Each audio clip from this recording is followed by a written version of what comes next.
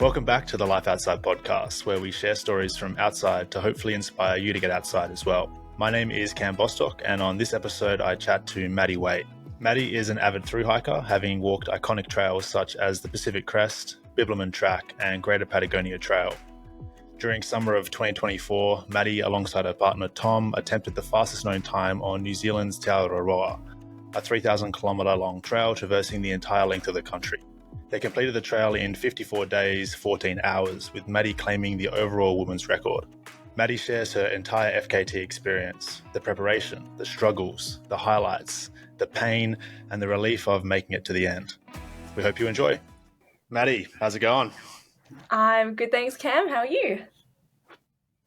Doing well as always. Welcome back to the Life Outside podcast. You have been on the show before. For those who haven't listened to some of our previous episodes, I hiked the Australian Alpine walking track with Maddie, Tom, and Dan last December, which was incredible. We did a little recap on the show just after that, but excited to have you back. Yeah, thank you for having me. Of course. There's been a bit happening in the world of Te Araroa, which is a long-distance hiking trail over in New Zealand, and you and your partner, Tom, quite into the FKT world, and there's been a few FKTs sent recently on that trail. Maybe give us a little rundown of Te Araroa and maybe what FKTs are for those who are a bit out of the loop, because I'd love to talk a bit about it with you, seeing as you hold the overall women's or self-supported FKT on Te Araroa, which is pretty epic. Yeah, absolutely. So the Te Araroa, my pronunciation isn't quite as good as yours, but the Te Araroa is a hiking trail in New Zealand that basically runs from the tip of the North Island down to the tip of the South Island. It's about 3,000 kilometres, a little bit over. And in January last year, my partner and I, we set the FKT, the self-supported FKT on that. And so what an FKT is its fastest known time, which is basically the fastest anyone has been known to complete the trail. And so my partner Tom and I, last year, we set it in the self-supported category, which is basically the hiking category. So where you're carrying all your gear and you can't get any outside help that other hikers wouldn't be able to get. Yeah, it's pretty crazy. You guys did it in 54 days, if I'm not mistaken. Yep, and 14 hours. 54 days and 14 hours, which is just insane. So I've walked TA, or most of TA, just as a thru hiker, not going for any records, and it took a lot longer than that, I can tell you that much. So, obviously insanely impressive, and we'll get into a bit of the story soon, because there's obviously many ups and downs and all kinds of stuff that goes on in 54 days of just pushing all day, every day. But for sure. Yeah, only a few days ago as we're recording this, Billy Meredith broke the self-supported male FKT, 52 days, I believe. And It's probably a month ago at this point, Carl Saab broke the supported FKT on TA. What did he do it in, like 30 days or something? 31, I believe, or something like that, which is insanely fast. He's a weapon. He's got lots of amazing FKTs around the world. So he set a really, really competitive time on the TA, that's for sure, yeah. Yeah, to say the least. Obviously, the supported and self-supported categories are completely different game entirely. You guys did self-supported, so there's literally no outside help whatsoever, and Carl Saab on the supported record can have as much help as he wants, so he had a support team with a car that paced and that kind of stuff. Yeah, and I think on the TA especially, that's a trail where there's even more of a difference between supported and self-supported because of all the logistics surrounding, the kayaks or the shuttles around the rivers. As a supported person, it's so much easier to line up those logistics. And so I think there's probably an even bigger distinction on trails like the TA compared to other tracks between the supported and the self-supported, just in terms of the time saving that you can have by having a crew shuttle you around the river as soon as you get there, rather than waiting for whoever you've arranged a lift with. Yeah, and I think the heart of the trail is the more supported kind of helps, because you're having to carry a pack when you're doing it self-supported, and the TA is notoriously quite a difficult trail, especially the South Island. It's very steep in parts and not particularly like good quality trail in some parts, and so having less weight on your back and potentially having a pacer there to help navigate is just such a huge bonus. Yeah, definitely. Yeah. So regardless, everyone's just been crushing it out on TA, super inspiring. And I hiked the trail in 2023, so it's really cool just sort of seeing it being put on the map a little bit more. Yeah, it's super, super cool. The hardest geezer who ran across Africa like last year or the year before is currently running TA as well. So it's kind of all happening. Yeah, I mean, it's really booming in popularity, and rightly so. It is a really beautiful trail, and so it's awesome that there are more people getting out there and doing it. Yeah. It's funny because you haven't walked the trail like casually before. Hey, your only experience on TA is the FKT, so you have a very unique, Yes. kind of perspective on it. Yeah, definitely. And I think it'll be a while before I go back to experience it as a normal hiker, because the experience I had on it setting the FKT, you know, it was quite an emotional roller coaster, and so going back in the near future would be quite difficult. But maybe in 10, 20 years or something we'll go back and do other sections of it. So Yeah, yeah. you're traumatized. Yeah, just a little bit. Yeah, crazy. Yeah, I remember following along before I'd even met you guys in person, just through Instagram and Facebook and the little updates you were kind of putting out. It's just mind blowing, the kind of mileage and the grit and determination required to keep pushing. And there's so many people out there who will see something like that and be like, why are you going so fast? And why aren't you taking it all in and slowing down and seeing all the views? And I think it's a different world, FKTs, or even just hiking fast. And there's pros and cons to both sort of approaches. For you, what would your response be to someone who's saying like, why are you going so fast? I think it's really important to recognize that it's just a different type of experience, and one is not necessarily better than the other. And I think the things that for me are really special about going fast and setting FKTs is it's the emotional spectrum that you go through. So, yeah, you get to see all the beautiful scenery and you experience the trail.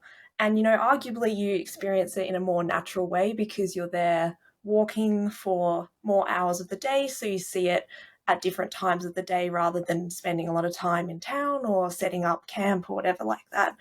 You could definitely argue that you see more of the trail and the wildlife by going quickly and spending more time on your feet.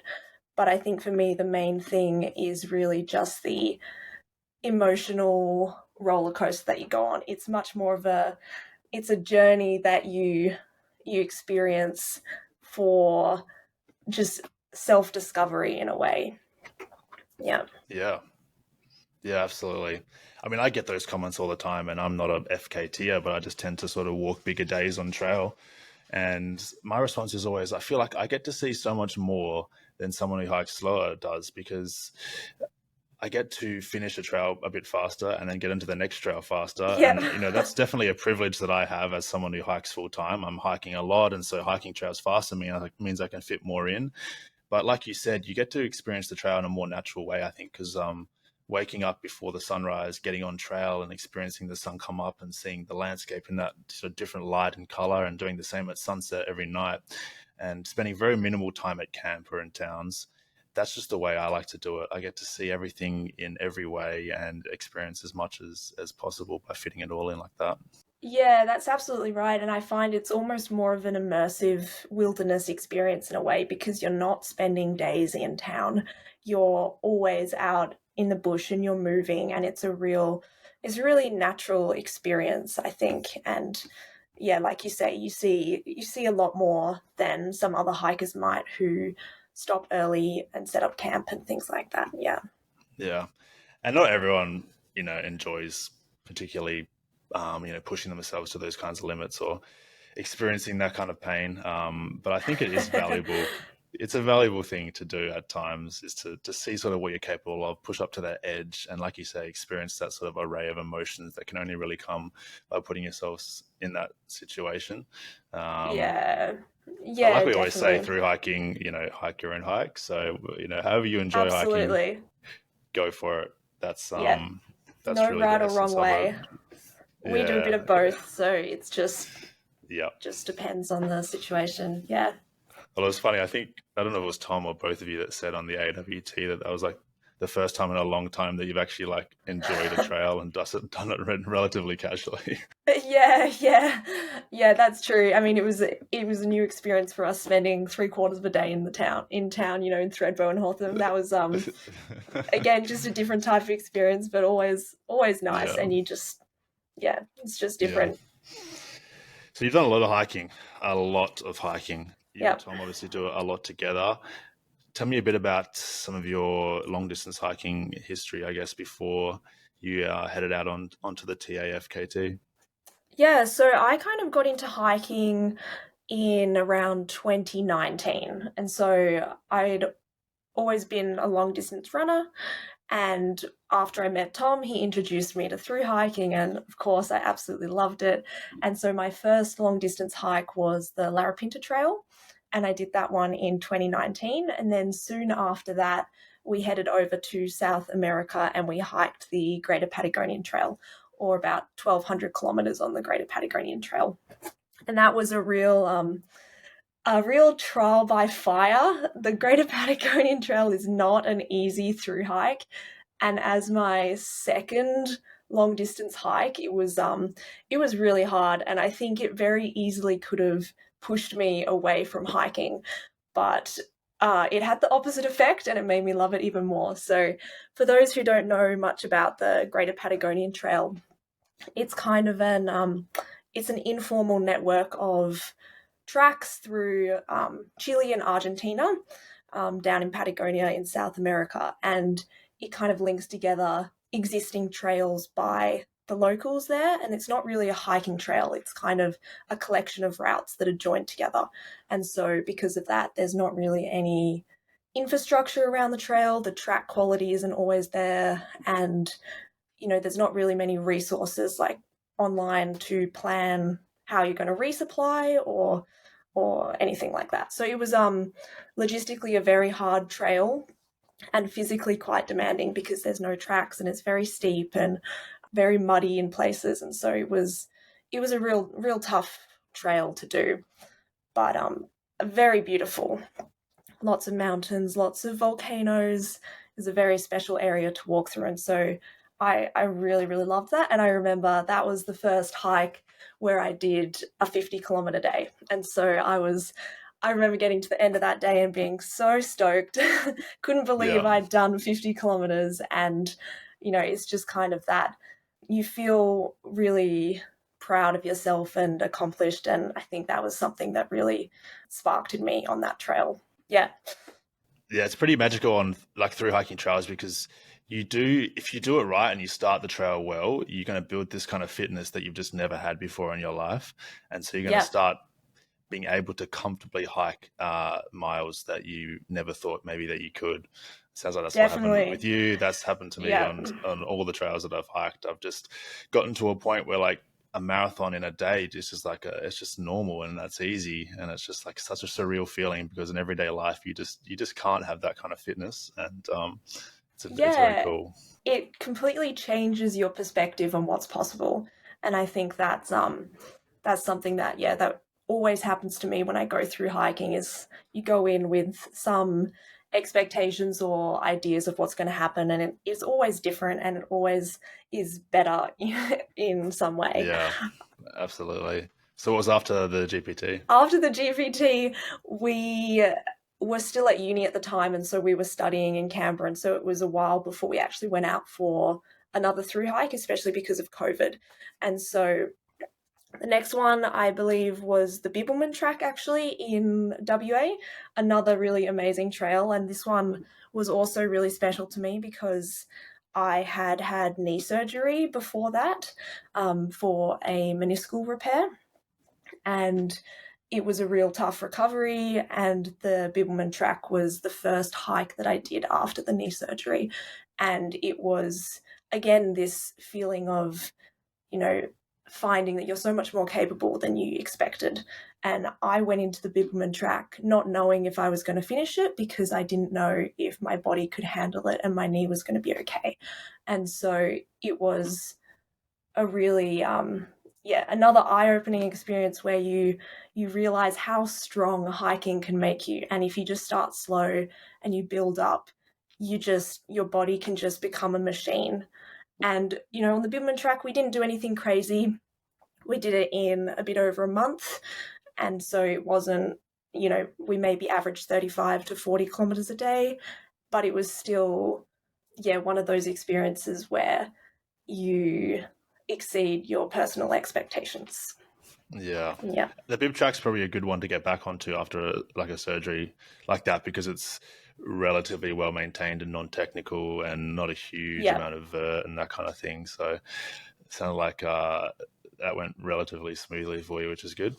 Yeah, and I definitely still had a few niggles here and there, and there were definitely days where my knee was really quite painful, but hiking with Tom, it was it was really great. He was very supportive, carrying extra weight and just helping me get through. And so I think that was really big for me. Yeah, unreal.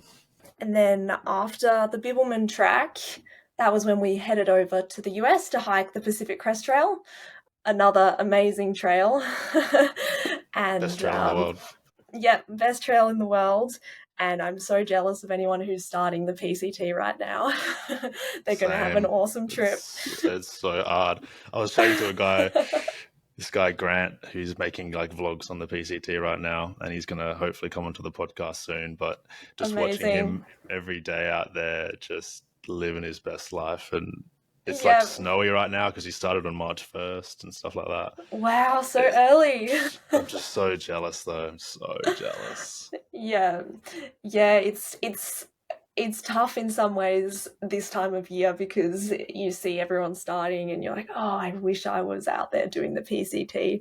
Of course, there are so many other things that, we're doing at the moment that are just as rewarding, but it's just a very special memory when we were hiking the PCT. And so there's always going to be a little bit of jealousy when you see other people starting and you're a little bit envious of what they've got in store because it is such an incredible trail. Yeah, so we hiked that one. So PCT it's like 4,300 kilometers and it took me 139 days. I know you guys did it a lot faster. Yeah, the PCT we did in 96 days, which we didn't set out to do it that quickly. And again, it was just a case of really surprising myself with what I was capable of. We started just doing 20-mile days, which is about 30 Ks in Southern California, and then really just amped it up from there because we were feeling really strong.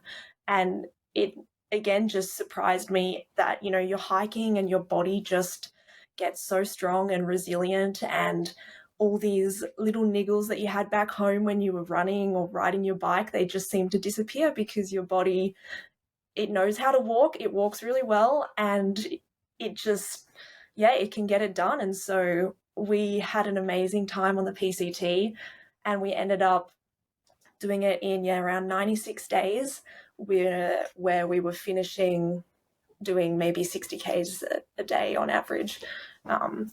And that was another really special trail in my memory, just from that was kind of the first time that I'd consistently put out big kilometers, and being able to do that without breaking and also just still really enjoying the experience was a new experience for me. Yeah. It was probably a good sort of motivator and kind of proof that an FKT would be something you might be good at, doing 60 Ks every day, towards the end of the PCT. It's not particularly flat in Washington up there, and you're still putting in those kinds of miles.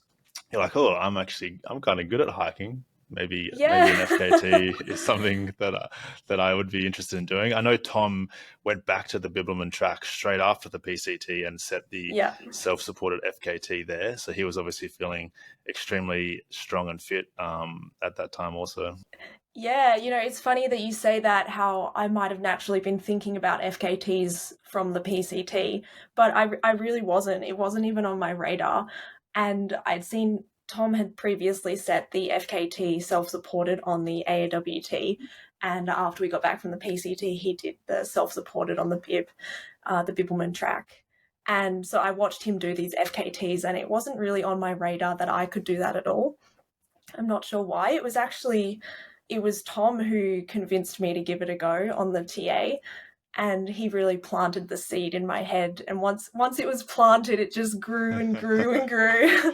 But I hadn't even considered it myself. I think it's the case where, someone close to you realizes they can see a side of you that you might not be able to see in yourself. And so Tom could recognize that this was something that I could do and I would get a lot of value out of, and that I probably wouldn't think to do it myself because I don't necessarily associate myself with being like that good at hiking, even though evidence might suggest otherwise. Tom was really the one to push me into doing it, and yeah, I'm very grateful for that because it was an amazing experience. Tom just didn't want to hike alone. I'm pretty sure that was all it was. It's just like, I don't want to go through this by myself. Yeah, well, actually, it was initially the plan before we set out to do the TA together. It was for me to do it by myself as a supported attempt. Right. And that was him thinking that, yeah, he really wanted me to have a go at an FKT because he really believed that I could do it. And so that was the initial plan. I was going to try it supported, and he was going to be my crew. But it was just too much money to hire a van over there, and the logistics were too hard. And so it was easier for him to just walk with me. So we did it together. The logistics were too hard to do it supported. So you just thought, the logistics will be much easier doing it self-supported. Yeah. Yeah, okay. Interesting. So you were going to do it solo, and then Tom kind of jumped on board out of sort of necessity due to the costs and whatnot. Yeah, okay. Yeah. All right. So was there anything big between the PCT and the TAFKT? Not really. We did a few little hikes around Canberra. We did sections of the AWT, the Tharwa to Thredbo section a few times, and we were doing a bit of ski touring. But that was kind of it. The PCT was the last big one before the TA. So what was your prep like? I read on your blog, by the way, guys, Maddie and Tom have a website, theadventuregene.com, incredible resource for hiking, and they've got their FKT sort of like recaps on there as well, like really nice write-ups. So go check it out. I was reading it just before this, and yeah, you were prepping for about a year, I guess, before the trail, right? You'd kind of decide you're going to do it a fair ways out. What was the prep like? Like, what was your training like in, say 12 months beforehand? Are you just putting in a ton of hikes? Are you running? Are you riding? Are you ski touring? Yeah, so I think in terms of training, we didn't really do anything that special. We do a lot of running and cycling at home, so our fitness was kind of always there, and we heavily relied on our base level of fitness from all the hiking we'd done in the past. So we did go do a week-long hike along the AWT where we were, pushing like 50 Ks a day just to get the legs ticking over and practice walking for like 14, 15 hours a day. But other than that, we didn't really do any actual training. A lot of our preparation was based on the gear and the logistics around the trails. So we spent a lot of time thinking about what gear we wanted to take, because on these FKTs, even, the smallest little thing can make a huge difference when you're out there trying to set the record. And so we knew going in that the more time we put into preparation, the better experience we would have, and the more likely we'd be able to have the outcome that we wanted. So we spent a lot of time thinking about shoes and umbrellas, what umbrellas we wanted to take, and our foot care routine, and all the things like that. So the preparation was much more focused around gear rather than actual training. And we just assumed that we could, in essence, train for the event once we started. And so once we got onto the TA, we were like, in essence, building up the mileage slowly. And that was our training for the event. Yeah, it makes a lot of sense. What did you settle on for your final gear list? So your base weights were incredibly low. Yeah, so we had a base weight of around 2.8 kilos each. And so that was, I mean, we had just your standard gear, like tents, and we had foam mats, and we had a sleeping bag and our hiking packs. But I think the main pieces of gear that were probably notable for us were the umbrellas and the ponchos. I think they made a huge difference, and they were things that we hadn't really used a huge amount on previous hiking trails, but we decided to try on the FKT, on the TA, and they ended up being, massive, and they helped a huge amount. So I think our gear was nothing special. It was more just there were a few things we were trying that we hadn't tried before. Yeah, 2.8 kilograms is just like insane because I mean, you're essentially just through hiking. You've got to sleep every night and you've got to hike like anyone else. On the PCT, my base weight was like 4.8 kilograms, and I thought I was just the most ultralight human ever. You guys have basically Yeah. halved that again. Well, what was your tent, your pack, and like what actual gear did you have? Because I know you guys are very good at like cutting those little, like every gram off. Like your mats are cut down. You're obviously able to share a tent and a sleeping bag because you're hiking together, that kind of stuff. Yep, so we took, for our tent, we had the Durston X Mid Pro two-person with the DCF floor, and that was really good. We really liked that one. And so people who have that tent know, I mean, I'm not sure how much it weighs exactly, but it weighs maybe 600 grams, so it's pretty light. We took, for our foam mats, we took this special type of foam that we had bought from over in the UK that we couldn't actually find anywhere else. It was a plastizote foam, which is a closed cell foam, pretty much just ultra low density foam. So it's pretty comfortable for the weight that it is, but it just isn't necessarily super durable. So it was great for an FKT, but it's probably not something we would take on a normal hike because it doesn't last that long. And we had that cut into like a two-person shape. And in terms of our sleeping bag, we took a Z-Pax twin quilt, 0 degrees Celsius. So we weren't sure if it was going to be warm enough. It ended up being fine, but we were really tossing up whether we wanted to take our -5 degree quilt or our 0 degree quilt. And we ended up going with the 0 degree quilt just because it fit in our packs better. And it was fine. And so, yeah, that was kind of our sleep setup. We had the tent, the mats, and the sleeping bag. And then in terms of our packs, we took the Nashville Cutaway 20-liter packs, and we really liked those. They have the vest style straps, and that was really good for us. We find them really, really comfortable to use when you're not carrying much weight because it really hugs your torso, and so it doesn't feel like the pack is pulling backwards at all, which was really nice. Most people are thinking like 20-liter pack, isn't that like a day hiking pack? Not Yeah. a through hiking pack. Well, I guess like you were saying before, because we're sharing gear, so we're sharing the tent and we're sharing the quilt, and our foam mats are on the outside of our pack, it doesn't actually take up much space. And so other than our sleep system, we had our clothes that we were carrying, and so we each carried a synthetic jacket, some fleece pants, buffs, gloves, our rain gear, and some spare socks and some spare undies. And then we also had our electronics, which was, SOS device, the InReach Mini, a wall plug, some chargers, and a couple of power banks, and our head torches. And other than that, we had our first aid kit with all of our painkillers, which was crucial, but Half of the base weight is just painkillers. Yeah, or caffeine tablets.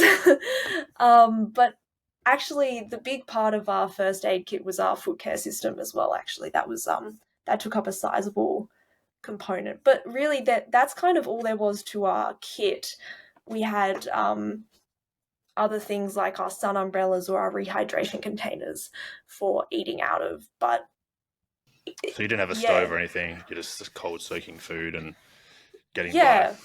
yeah, that's right. So no stove. We had our food containers where we cold soaked food, and that's kind of it. So in our packs, it's really our sleep system and our clothes and whatever food we were carrying. There wasn't really much else there. And I guess on a normal hike, that might not be suitable for a lot of people, but on an FKT where you're moving and you're walking at as much as you can, you're either walking or you're sleeping, you really don't need anything else. And you can kind of get away with, maybe some lighter clothes or fewer clothes than you would for a normal through hike, because you aren't just hanging around camp. And that's realistically when we get the coldest when we're out hiking, because when we're walking, we're moving and we're generating body heat. And so and when we're sleeping, we hop in our sleeping bags. So perhaps some people might think, oh, you didn't really carry many warm clothes. That's why. It's because we didn't need them, because we weren't just hanging around camp. Yeah. Yeah, it makes a lot of sense. I had Tom on for a gear episode a little while back, like a bit of a Q&A, and he went through a bit of exactly what you're saying, with your philosophy on, like, if you're most going to be cold when you're not walking, and when you're not walking, you just have access to getting into your sleeping bag, and so it actually makes a lot of sense. But yeah, crazy minimalistic gear. So the start line of TA, you'd done all your prep, you sorted your gear. What was the feeling standing at Cape Reinga, northern tip of the North Island, with 3,000 kilometers ahead of you? What was your goal pace, your goal sort of finish time? Yeah, so first of all, I was feeling very nervous. I felt pretty horrible actually that day, just from nerves. And once you get started, it's all fine. But waiting at the start line for the time to tick over, we were going to start exactly at midday, just because we wanted to set a starting time for us, so we knew exactly how far into the record we were each day. And so we were waiting until 12 o'clock on that day, and we were just standing around, and it was, very nerve-wracking. You just have so much pent-up energy that you don't know what to do with. But once you get started, it's fine. So I was very nervous at the start line. And when we set out, we didn't really have any expectations on how quickly we wanted to complete the trail. We knew what we needed to do to get the record, and we were confident that we could do it as long as we didn't injure ourselves. And so our big goal was to pace ourselves and make sure we didn't blow up. And so that was something that we really focused on, especially in the first 10 days of the FKT, when there was a lot of road walking from Cape Reinga down to Auckland. A lot of road walking. So we were really trying to stay on top of injury for that first 10 days. And like I was saying before, that was kind of our training ground. So we were really taking it steady in that first 10 days.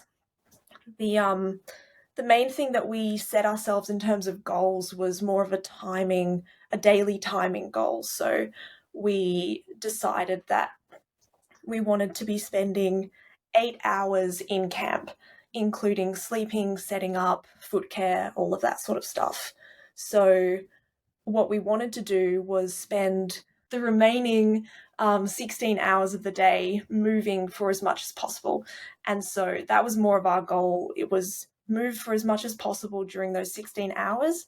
And then we have 8 hours to set up camp, look after our feet, and sleep. Yeah. Okay. So that seems fairly reasonable. So what you're aiming for, maybe 7 hours sleep a night on average, at least at the start. I know towards the end you definitely sacrificed a little bit of sleep. Moving for about 16 hours a day. Yeah, crazy. It's a lot of time each day to be on your feet. Yeah, and so especially at the beginning of the trail, we didn't necessarily spend that whole 16 hours walking. We were really, whenever we went into towns, we had to resupply, and that was part of that 16 hours. But also, especially in the first 10 days with all the road walking, we would just have to stop every 6 hours or so and elevate our feet to take some of the pain away. It was very painful the first 10 days with all the road walking, and so we spent a lot of time sitting on the side of the road just giving our feet a break. So it definitely wasn't a full 16 hours of moving time at the beginning. Yeah, so for those who don't know, Te Araroa is essentially split into two halves, North and South Island of New Zealand, Cook Strait in between. The North Island is kind of known for having quite a bit of road walking on the trail, which definitely poses a challenge in itself. It might seem like it's easier, which it definitely would be easier overall. But like you said, your feet take a beating, your joints take a beating when you're just walking on sort of a hard surface and it's flat the whole time. There's no Yeah. sort of variation in terrain or elevation. And then the South Island is typically regarded as, I guess, the more wild, difficult, mountainous half of the trail. I think would be probably a pretty good way to sort of differentiate the two. So you started on the north, Yep. heading south, and like you said, a lot of road walking at the start. You start on a beach for like 100K, and then you kind of go through the Yes. forest for a while, and then you got like some sections where you've got a kayak. It's a very eclectic trail. Walk us through sort of those first couple of weeks on trail. Yeah, so the first couple of weeks there were just so many logistics involved. You have low tide crossings across the inlets, you have shuttles around rivers, and you have kayaks, sorry, not shuttles around rivers, you have ferries across inlets, and you have kayaks along rivers or across inlets. And so we spent a lot of time planning the times that we had to hit each of these sections. And so, what we actually did for the first 10 days, basically from Cape Reinga down to Auckland, we set ourselves a schedule that we wanted to make sure we hit so that we could hit all those timing logistics at the right time and we wouldn't lose any time by having to wait for the tide to change, which is not something we would normally do. And so, it was quite a different experience knowing as you set out each day, okay, our goal is to camp here because we need to be hitting the low tide at this time the following day. So there was so much thinking involved, and it was really quite draining. The first 2 weeks were probably some of the hardest along the whole TA, just because of all these logistics and the road walking again. And so it was a really tough 2 weeks, and we managed to stick to our schedule pretty well. There was one slip up where we couldn't quite make the crossing that we wanted to make, and so we got delayed by 12 hours. But I think other than that, we nailed that section pretty well. Yeah, this kind of sort of effort it's obviously a physical effort, but it turns into quite a mental effort as well. Not only because you're having to push yourself physically and sort of convince yourself every morning to get up and keep walking for 16 hours a day, but then on TA specifically, there's all these logistical challenges that I can just imagine are extremely exhausting, and you don't have much bandwidth as it is. Yeah, Yeah, yeah, yeah, definitely. it And would I have been tough. think I think in the self-supported category, especially, like I was saying before, this is one of the areas where I think the TA, yeah, the difference between the supported and the self-supported records is massive, because as a supported runner or hiker, you don't need to think about these logistics. You've got your support crew doing that. Whereas doing it self-supported, you need to be on top of when you need to hit all these timings. You need to be calling the kayak hire places to make sure you can hire a kayak the following day, and all of this sort of stuff. And so it's really draining. I think for us, because we were walking as a couple, as a pair, that was a huge advantage, because we could kind of share the logistical load, and that was really important for our success. Yeah, yeah. I always say that's been my favorite sort of adaptation. I've always been a solo hiker, but I've more recently been hiking in groups a lot more often, and being able to share the logistical load even just casually through hiking a trail is so helpful. You Yeah. know, doing it on a FKT with a partner would just be such a huge sort of leg up. So you got 2 weeks in. You're in Auckland at this point. I know there's more road working south of that. Were you experiencing any sort of niggles? You said you're in a bit of pain. You guys had to stop and elevate the legs pretty often. Was there anything Yep. serious that was like kind of worrying you guys as far as injuries? And what was it like heading south of Auckland? Yeah, so nothing really serious. We were able to really stay on top of those niggles because we were pacing ourselves and making sure that we weren't pushing too hard. And we also were making sure that we weren't taking any painkillers in these first 2 weeks, because we really didn't want a niggle to pop up from all the road walking that we didn't realize straight away. And so we did a really good job of staying on top of injury for that first 2 weeks. Once we hit Auckland, that was a really tough point again. I mean, you could say every day was a tough time on the FKT, but I distinctly remember Auckland being really hard because we'd been at the FKT for 10 days or 11 days. I can't remember exactly how long. And so for me, it was really daunting to think of how far we had to go. And I think hitting Auckland, because we flew into Auckland from Canberra, we knew that all of our luggage was there and it was staying at a trail angel's house, 10 kilometers away. And the mental challenge of trying not to consider, now is the time where I could just jump on a plane and go back home. That was a really tough mental hurdle to overcome, because you feel close to home as you're going to anywhere on the island, for me anyway, in New Zealand, sorry. And so it was a real struggle to walk through the city feeling so close to home, but knowing that you still had, how far, 2,500 Ks to go or something. Yeah, wow. Yeah, so it was really hard, and like we were saying before, all the pain from the road walking, your feet just burn all the time. And so it was a real mental struggle going from Auckland down to Hamilton. There's a lot more road walking, and it was really painful, really hot, and it felt like we had just started and there was so much to do. Yeah, that section between Auckland and Hamilton is the main section I skipped when I walked the trail. I Yeah. had some time constraints, and I just heard that it was just like road and kind of monotonous, and I just drove right on up, and Yeah. I don't think I missed much. In saying that, I would love to No. go back and kind of fill in the gaps. Yeah, I think on a trail like the TA, especially on the North Island, there are a lot of places where it's perfectly reasonable to skip sections. And if we weren't doing the FKT, we definitely would have skipped a lot of the road walks.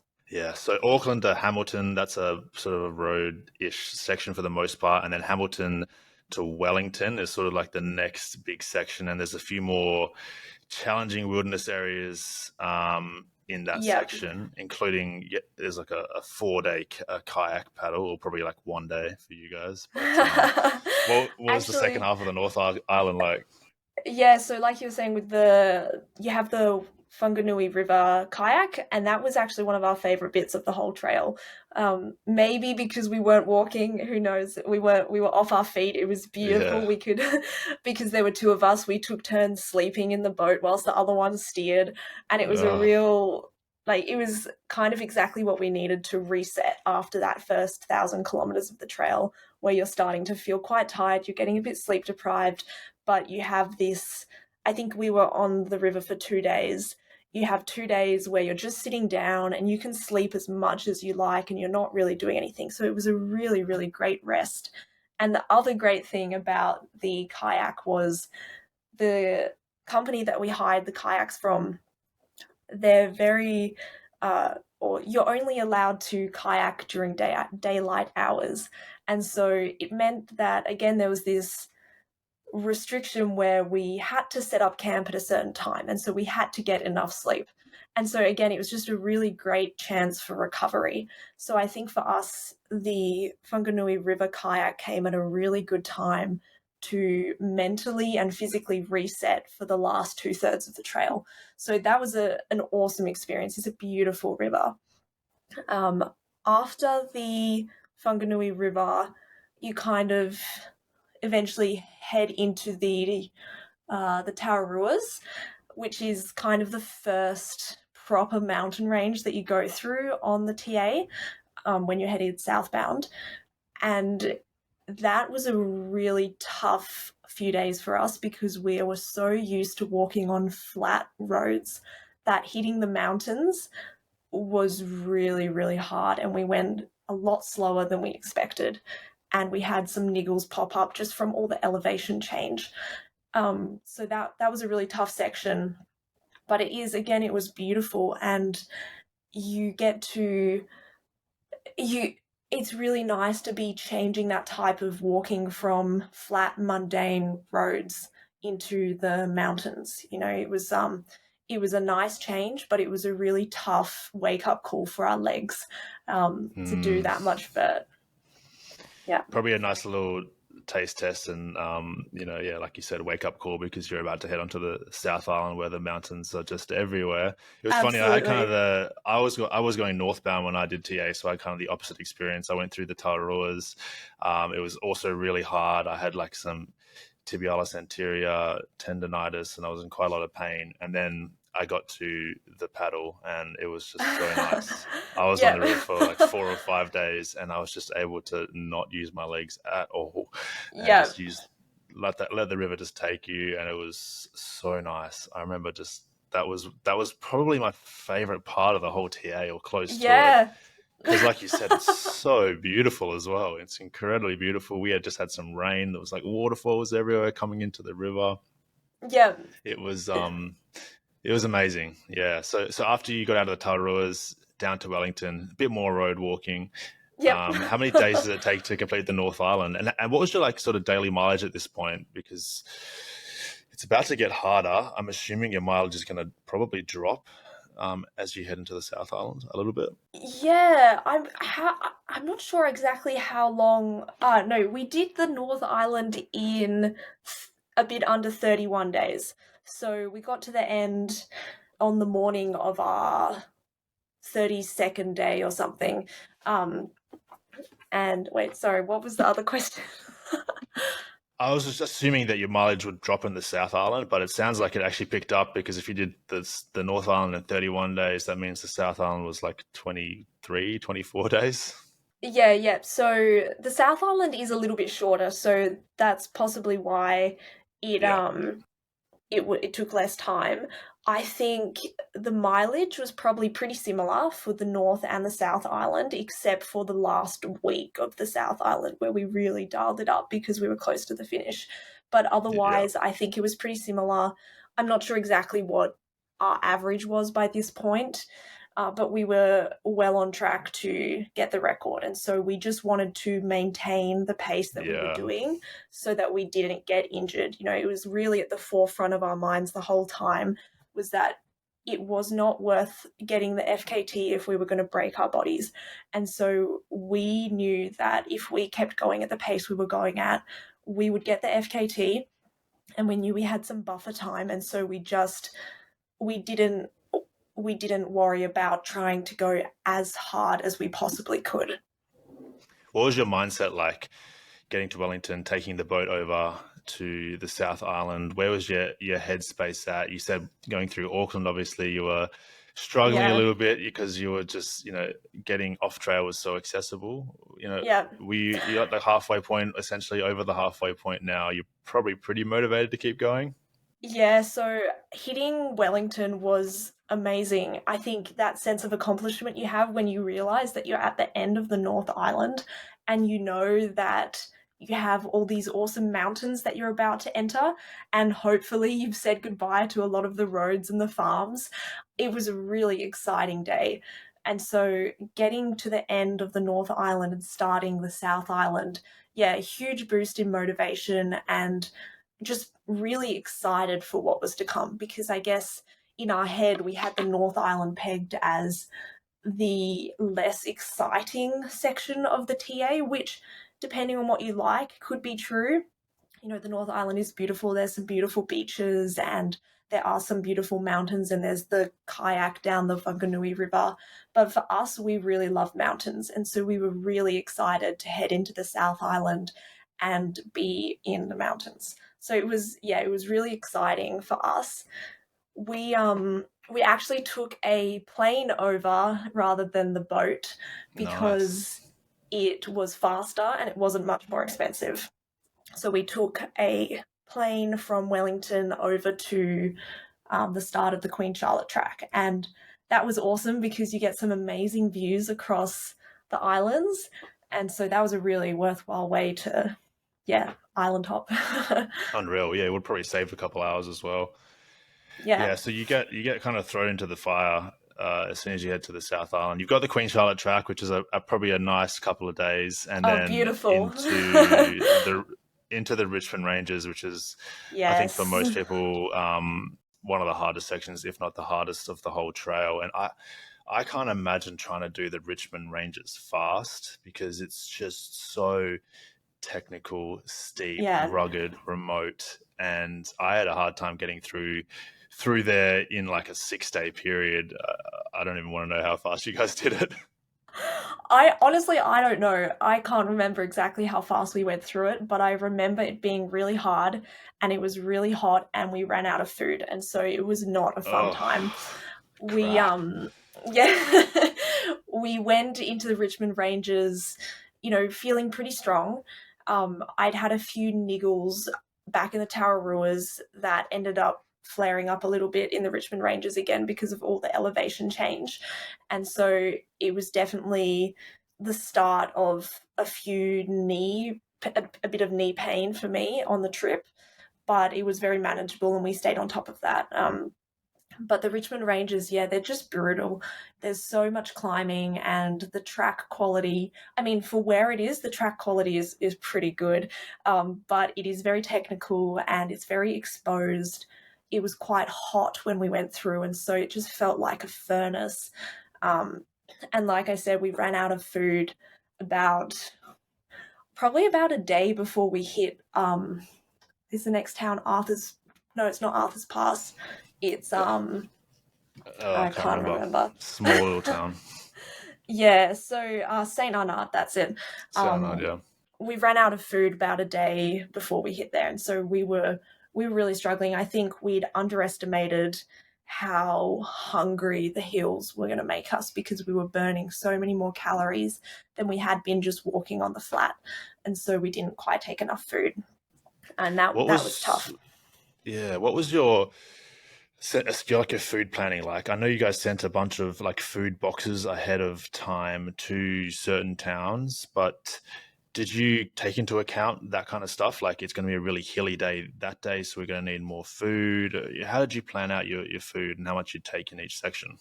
Yeah, absolutely. So we knew based on our past hiking experience and Tom's FKTs roughly how many calories we wanted to eat per day, which ended up being about 8,000 to 10,000. And so we had in our food drops all this food and some extra food. And so once we got to the food drops, we would take um, what food we needed, and there'd be a bit spare because we had a bit of a buffer. And so we did take that into account when we were preparing our food. But I think because we had had a month where we were eating the same things, or not the same thing, the same amount every day, we just didn't recognize in our brain that we should carry that buffer food with us for this super hilly section. And we just, yeah, our hunger just went straight up. And so it was completely unexpected in a sense that we knew we were going to be hungry doing the hills, but the amount that we needed, the extra amount of food that we needed to eat was much more than we anticipated. Did you say you're eating 8 to 10,000 calories each per day? Yes, So which is a lot of food. that's a lot of food. I imagine though there isn't too many stretches when you're going that fast where you're more than 3 days without a resupply. Is that about Yeah, right? yeah, that's right. Especially in the North Island, we were resupplying every second day or every third day. It was really quite frequent, so we weren't carrying that much food at any given time. And in the North Island, it was more, yeah, definitely leaning more towards the 8,000 calories a day that we were eating. I think the other thing that we really struggled with in the Richmond Ranges with the food was we'd really started to get a little bit sick of the food that we were eating because we'd been eating so much food for a month that we packed the food that we were going to eat, but because none of it looked appetizing in our sleep deprived brains, we probably just thought, oh, we don't need to carry that extra pack of biscuits. I can't stomach the thought of eating those right now. And so it was partially that as well as to why we ran out of food, is because we didn't have the appetite to be Yeah. excited by the food in our food drop, and so we just left some of it behind. What was making up the bulk of your calories? Like, what would a day of food look like a typical day of food? We ate a lot of we had a lot of liquid calories like sports drink, or we made a lot of chocolate milk using milk powder and Milo, and we had a lot of cereal in our little Gatorade containers, and a lot of chocolate. Just kind of the classic high calorie foods that you eat when you're hiking. My favorite foods that I ate were definitely it was definitely the cereal. So I really liked having cornflakes or Milo cereal, and when you add a lot of milk powder to that, you can really up the calories in that. So you can get quite a few down in a bowl of cereal. And then the chocolate as well, just continuously snacking on the chocolate. And I think we really tried whenever we went through towns to get as much food as possible, hot food or, ice cream or things that we couldn't carry with us. And we just ate so much in the towns to try and bump up those calories where we could. Yeah, it's just getting as much crap in as possible, essentially. Yeah, You guys, yeah. by the way, you guys changed my life. The milk powder and cereal thing. I'd never really done it too much before the AWT, but that was like the main part of your diet, and so Yeah. Dan and I both kind of just like adapted that to our diet on the AWT, and I've just come off 10 days hiking with Dan in Victoria, and man, Yeah, it's cereal, game milk changing. powder all day, every day. It was actually devastating. There was one, I had this big bag of Nutrigrain on like day 4, just after we resupplied on the Great Southwest Walk, and I left it at camp. Like it was Oh like a no. family size pack, and I didn't realize till like 30 kilometers later, and I missed Yeah. my cereal so much. But Yeah. I think for us, the cereal, what makes it so good is it's just you can always get it down. I don't know what it is about cereal, but it's not particularly filling, yeah, and it's just so palatable. And you have some hydration at the same time. So it's yeah. just got all these great things going on for it that, yeah, it's definitely our favorite snack. And we had so much cereal on the TA. And milk powder is just like a poor man's protein powder, but it tastes so much Yeah. better and it's so much more versatile. So I'm convinced it's incredible. But I Yeah. could totally see how that diet would get pretty monotonous after weeks and Yeah. weeks on trail. How hungry Yeah. were you when you got to Saint Arnaud after a, a whole day without food, and you're obviously pushing very hard? Yeah, well, we were really lucky in that we ran into another hiker who offered us some food. We hadn't even said that we were running out of food, but he had done an FKT before himself, so he could tell. He looked into our eyes and he knew we were going hard and that we needed some food. And so without even Oh, asking, he gave us some muesli bars and stuff, and that really helped us get to Saint Arnaud. But we were very hungry by the time we got there. And so we had a huge breakfast. They do amazing pancakes, and we resupplied there. But we spent a good couple hours at at their little restaurant place, charging our electronics and eating lots of food and doing our yeah. resupply. So that was a great morning. I feel like it's pretty hard to get someone to give up food on trail. So the fact that he just offered you muesli bars, you guys must have looked like zombies or like Yeah, close to death or something. we would have looked feral, and we were just so tired. And if you're in the scene and you've done an FKT before, or even if you've done a hike like the PCT where you've pushed yourself and you understand what people are feeling like when they're in that zone, and you just know. And so yeah, we were very grateful that he gave us some food. It was very kind of him. All right, so you've eaten a ton of calories at Santa Nord. Next up, you head into Nelson Lakes National Park, I Yeah, believe, which is obviously an incredibly beautiful. beautiful section. Yeah, Yeah, how was that? yeah, it was really nice. It was one of our favorite sections because it was relatively easy to the Richmond Ranges. The track quality was amazing, but you still had the amazing scenery around you. So The effort to reward ratio hiking through that area is next level. It was very relaxing, but so beautiful. And it's definitely one of the places that we would go back to very quickly to hike again. It was a really nice section. Yeah. Yeah. So what was south like of Nelson Lakes? What was the next couple of weeks like? Obviously, there's quite diverse terrain. The Yeah. rest of the South Island, there's a couple of like big river crossings that often people take cars around. I had to skip both of them. There's quite a few challenges ahead. Yeah, definitely. So after Nelson Lakes, you go through Harper Pass and Goat Pass, and that was another really tough section for us because there was a lot of valley walking and our feet got really wet and it was raining, it was cold, and we really struggled to push through to Arthur's Pass. Um, and so that was quite a tough day just because of the weather and we had numb feet. There's just endless river crossings. You're basically walking up a river up over this pass. And so it was a tough day. And then after you go through Arthur's Pass, you make your way down to the first shuttle that you need to do around the rivers.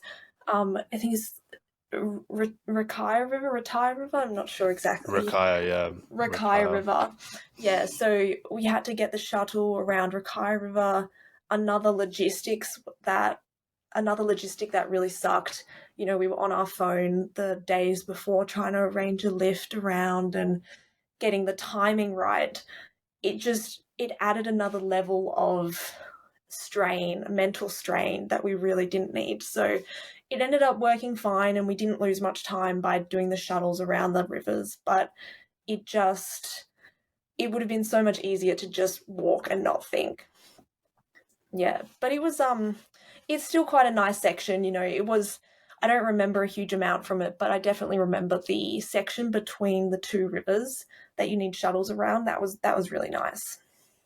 Yeah, beautiful, beautiful couple of days through there. I remember it as well. Like Yeah. I woke up one morning and there was just like all the mountains in there were snow capped where the day before they weren't, and it was just so Oh wow. spectacular. Yeah, Yeah. it was so stunning. And then I had to like there's like one point which you guys would have walked up this river sort of trail, and I was Yes. walking down it, and it was just like so cold, and I was so freaking freezing cold. It was like this is so Yeah. epic. Yeah, that was a really nice bit. Other than walking up through that river, I think the rest of that section, the track quality was just amazing, and so we could really just enjoy the Yeah. walking in a way that we hadn't been able to do um, in the week prior. Yeah. And so you took a shuttle around the Rangitata River as well. Then Yep. a couple, or probably like a day or two later after the Rakai.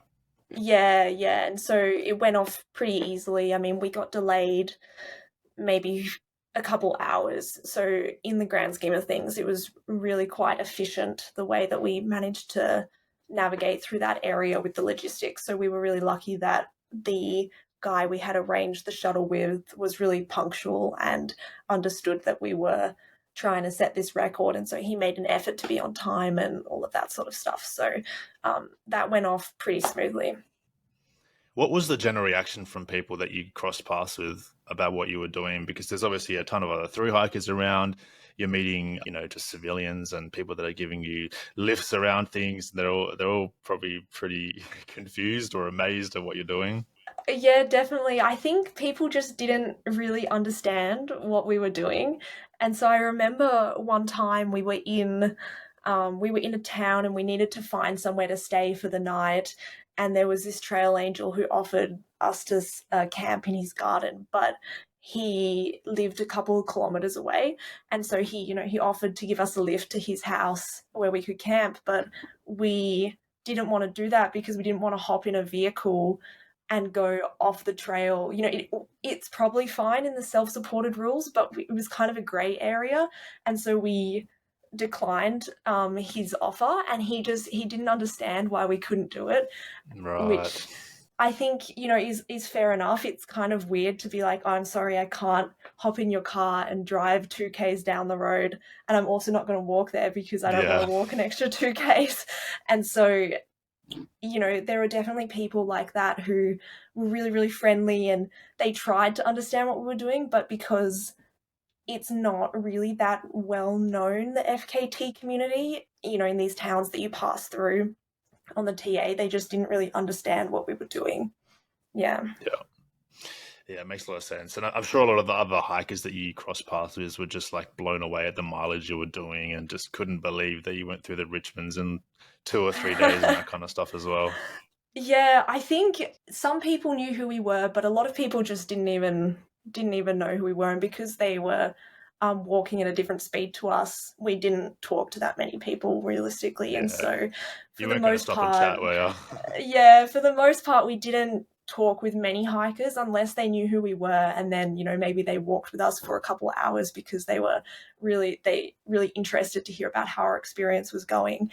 But most people just didn't know what we were doing. It was Hmm.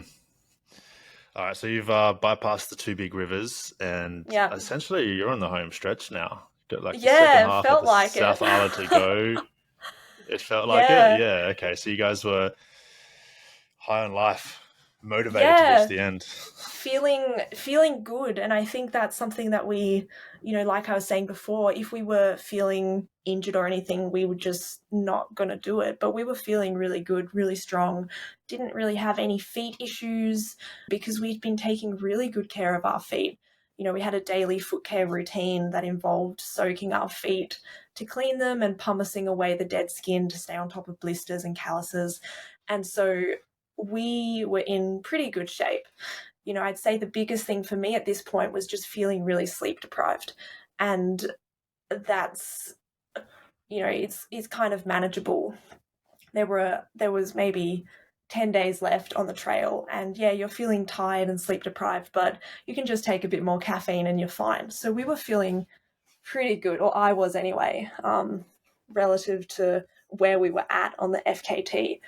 And so, yeah, so after the river shuttles, we went through Twizel, and then we hit Lake Hawea and Wanaka, and that was really cool. Another beautiful section, and just, you know, they're kind of places that I had heard about before and always wanted to visit, and so it was kind of really nice to be walking through Wanaka, going, "Oh, I've seen so many photos of this place, and I've wanted to visit it for a long time. It's so cool that I'm walking through You've here seen now." that one tree a million Yeah, times. yeah, that's right.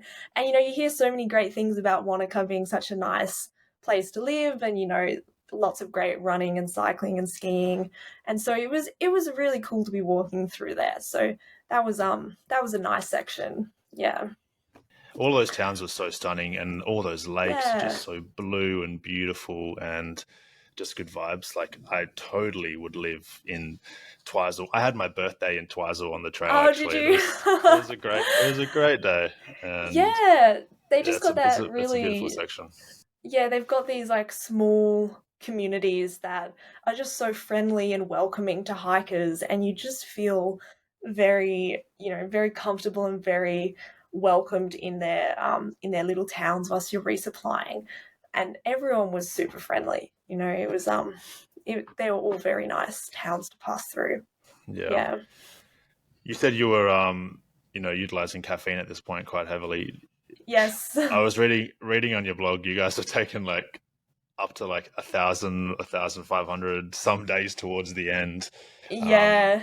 you feel like that was just a necessity because you were slow sleep deprived and you Yeah. needed to keep going. Yeah, so we definitely on the North Island we didn't really have any caffeine, and when we set out we decided that we really wanted to try not have caffeine until we hit the South Island because we didn't want to become reliant on it so early in the game.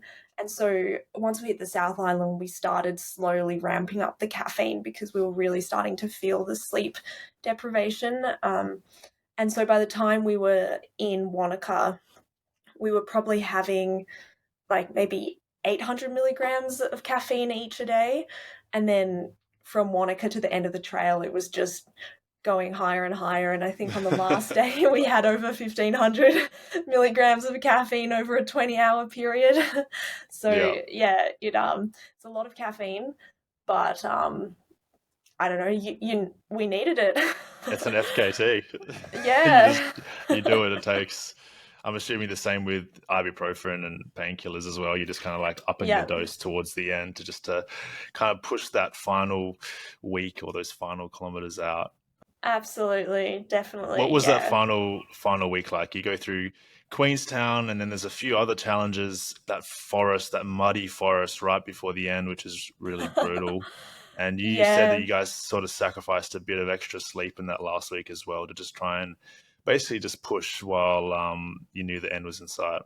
yeah, and so yeah, once we left Queenstown, I think there's about 300 kilometers to go or something, and so you're really close to the end by that point, and so we were getting excited, but it still feels so far away, and so that final 4 or 5 days, however long it took us, I'm not exactly sure, was really hard because you feel so close to the end, but there's still a lot of work to do.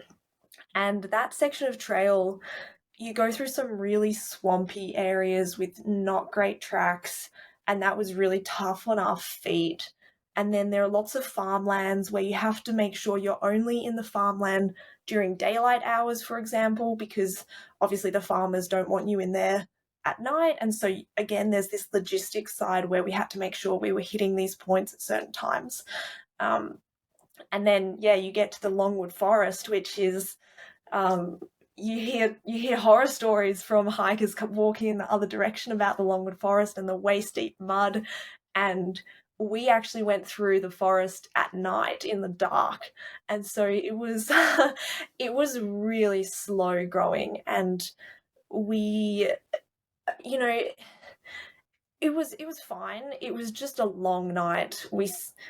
We got out of the Longwood Forest at 3 a.m. or something, and we were just cooked. Like, we were so tired, and we wanted to get to the end so badly, and so we pushed to Colac Bay to sleep for the night, which was an extra 5 kilometers. And then we slept for 4 hours, and then we got up and finished the next day because we were just so done. We wanted to get to the You had some end issues because at we were Colac Bay, exhausted. right? With getting a room and all that kind of Yeah. stuff. Yeah, there was some confusion. We'd booked a room and we'd ordered some food, and they had, without telling us, changed the room that we were in. And so we accidentally walked in on someone who was sleeping. And then it was 4 a.m. or something, and we had to find our room. I don't know. There was, they just changed the room without letting us know. And so that was a bit annoying. But but we found our Yeah. room and we had our food, and we went to bed straight away, and then got up not many hours later, and kept moving. What Yeah, was that final push like from Colac Bay to the end? It's actually pretty easy relative to the rest of the South Island. You got some beach walking, you yeah. got some road walking. Yep, the beach walking was, it was fine. I mean, we were just so tired that we were kind of just in zombie mode, that we just pushed through. There was one river crossing along that beach that we didn't do very well because we were so tired and we just wanted to get to the end, that we didn't think very clearly about how we were going to cross this inlet. And so we ended up getting soaked, like all of our clothes were wet because we took the wrong path through the inlet. And so that was just bad decision making due to fatigue. And we had to, take off all of our clothes and put our warm layers on because the weather was turning, and it was not fun.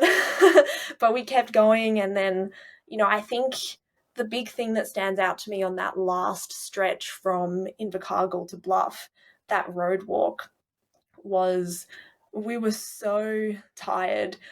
I think if it was completely calm weather, I would have really struggled to stay awake. But we actually had a bit of a storm come through, and so because there was a bit of rain and quite strong winds, that really worked in our favor. Even though it was awful to walk in, it kept us awake.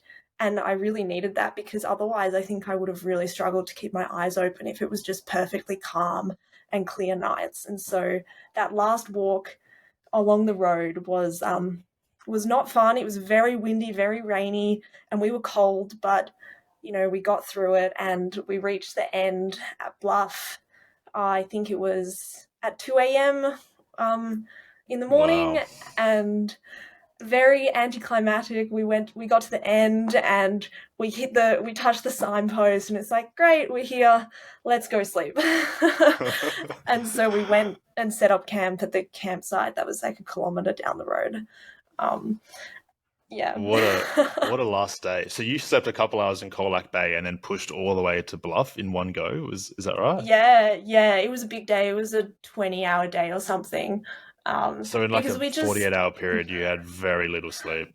yeah, it was my first time really experiencing that little sleep, and so it was hard, keeping your eyes open and just having that mental clarity to make good decisions. You just don't have it when you're that sleep deprived. And so that last day is yeah, it's a bit of a blur, but at the same time it's ingrained in my memory as Yeah. um yeah, like it was a tough day.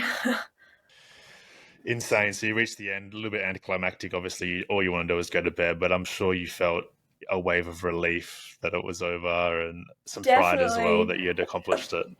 Yeah, very, very proud. I think when I initially set out to try set the record with Tom, I didn't fully believe that I could do it. And so getting to the end was a really special time, or even just partway through the trail where you realize, oh, I'm actually doing this. And I could do this if I don't get injured. I just need to keep going. And that self confidence that it gave me reaching the end, knowing that I'd accomplished this thing that I never thought I'd be able to do, was massive.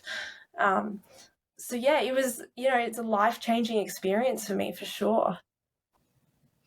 It's incredibly inspiring as well, the accomplishment you guys made walking that fast. Yeah, you should be very, very Thank proud, you. obviously. How many hours did you sleep that night after getting to camp at the end of the trail?